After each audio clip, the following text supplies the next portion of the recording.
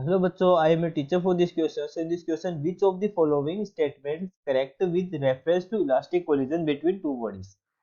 First statement है momentum and total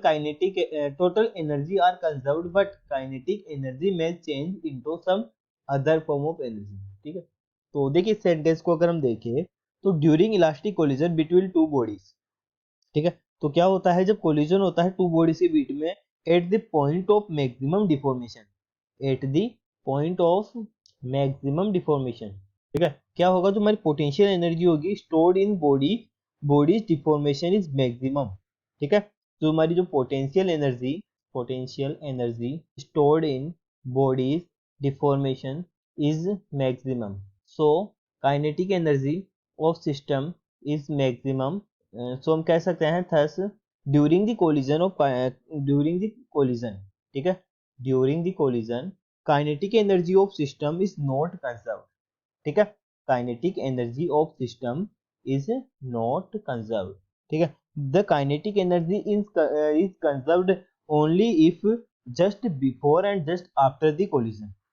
just before and just after, ठीक है, तो देखिए काइनेटिक एनर्जी कंजर्व कब होती है, ठीक है, काइनेटिक एनर्जी ओनली कंजर्व होती है just before and just after, ठीक है, ड्यूरिंग द कोलिजन अगर हम देखें just before and just after collision के हमारी काइनेटिक एनर्जी है वो कंजर्व रहती है, लेकिन अगर हम बात करें होल प्रोसेस में तो काइनेटिक एनर्जी कंजर्व नहीं रहेगी, तो ठीक है, तो क्या होता है, ठीक है, तो इसकी एक्सप्लेनेशन होगी, तो देखिए अगर हम सेंटेंस देखें क्या बोला गया है momentum and total energy are conserve, ठीक है, यस बिल्कुल सही है, total kinetic but kinetic energy जो होती है हमारी may be change into some other form of energy, ठीक है, क्योंकि हमने देखा just before and just after kinetic energy जो है वो कंजर्व रहती है, तो ये हमारा बिल्कुल सही स्टेटमेंट है। अगर हम ऑप्शन बी की देखें तो हमारे को ऑप्शन बी बोला गया kinetic energy and total kinetic energy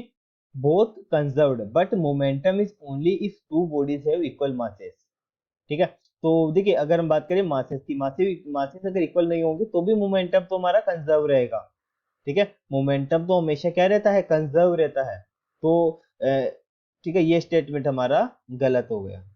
ठीक है, क्योंकि इसने कहा काइनेटिक एनर्जी टोटल एनर्जी तो कंजर्व रहेगी लेकिन मोमेंटम तभी कंजर्व होगा जब इक्वल मासेस होंगे, बट मोमेंटम तो हमारा हमेशा कंजर्व रहता है, तो ये स्टेटमेंट गलत हो जाएगा। Momentum kinetic energy and total energy are conserve, ये स्टेटमेंट गलत है, ठीक है, क्योंकि जो काइनेटिक एनर्जी होती है वो ऑलवेज कंजर्व नहीं रहती है, just before and just after conserve रहती है, ठीक है, तो ये स्टेटमेंट भी गलत है। ऑप्शन डी है neither momentum nor kinetic energy need be conserved but total energy must be conserved,